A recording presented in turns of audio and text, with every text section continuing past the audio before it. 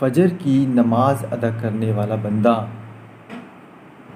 دوسری تمام مخلوق کے ساتھ جب عبادت اور تسبیح میں مشغول ہوتا ہے تو دنیا کا پورا ماحول مصفا، مجلہ اور پرانوار ہو جاتا ہے، اور ماحول کی اس پاکیزگی سے انسان کو روحانی اور جسمانی صحت نصیب ہوتی ہے۔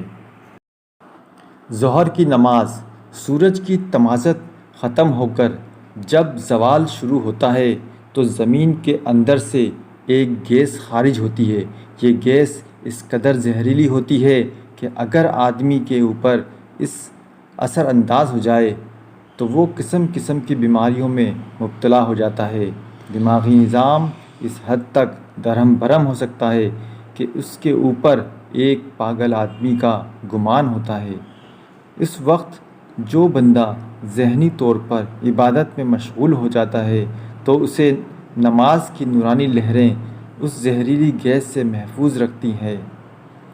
ان نورانی لہروں سے یہ زہریلی گیس بے اثر ہو جاتی ہے۔ یہ ظہر کی نماز کی برکات ہیں۔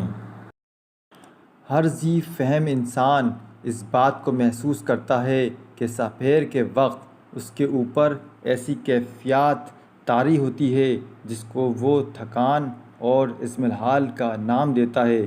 یہ تھکان اور اضمحلال جو اس پر لاشعوری حواس کی گرفت کا نتیجہ ہوتا ہے۔ عصر کی نماز شعور کو اس حد تک مضمحل ہونے سے روک دیتی ہے جس سے دماغ پر خراب اثرات مرتب ہوں۔ عصر کی نماز قائم کرنے والے بندے کے شعور میں اتنی طاقت آ جاتی ہے کہ وہ لاشعوری نظام کو آسانی سے قبول کر لیتا ہے اور اپنی روح سے قریب ہو جاتا ہے۔ نماز عصر کی بہت سی برکات بیان کی گئی ہیں۔ حدیث شریف میں آیا ہے کہ جس نے نماز عصر کھوئی اس نے دنیا کھوئی۔ آدمی بالفعل اس بات کا شکر ادا کرتا ہے کہ اسے اللہ تعالیٰ نے رزق عطا فرمایا، ایسا گھر اور بہترین رفیق حیات عطا کی جس نے اس کی اور اس کے بچوں کی غذائی ضروریات پوری کی۔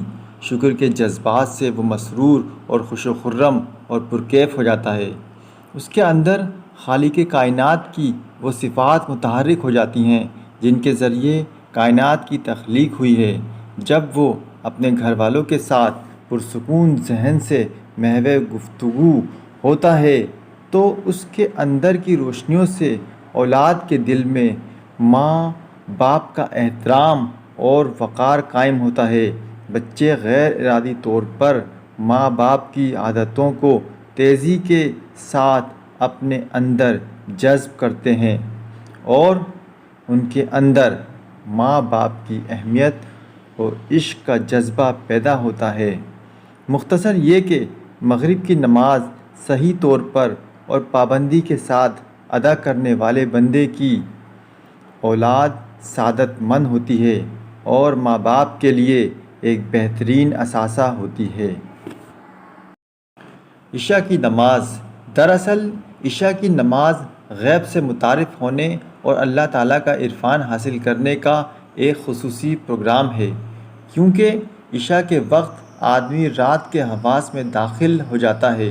جب آدمی رات کے حواس میں ہوتا ہے تو وہ لاشعوری اور روحانی طور پر غیب کی دنیا سے قریب اور بہت قریب ہو جاتا ہے اور اس کی دعائیں قبول کر لی جاتی ہیں۔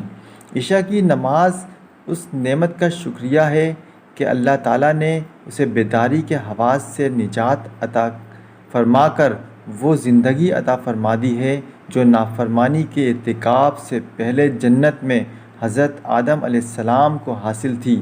یہی وہ حواس ہیں جن میں آدمی خواب دیکھتا ہے اور خواب کے ذریعے اس کے اوپر مسائل، مشکلات اور بیماریوں سے محفوظ رہنے کا انکشاف ہوتا ہے۔ خواب کی تعبیر سے وہ مستقبل میں پیش آنے والی مصیبتوں سے محفوظ و مامون رہتا ہے۔ عشاء کی نماز ادا کرنے کے بعد سونے والے بندے کی پوری رات لاشعوری طور پر عبادت میں گزرتی ہے اور اس کے اوپر اللہ کی رحمت نازل ہوتی رہتی ہے۔ ایسے بندے کہ خواب سچے اور بشارت پر مبنی ہوتے ہیں۔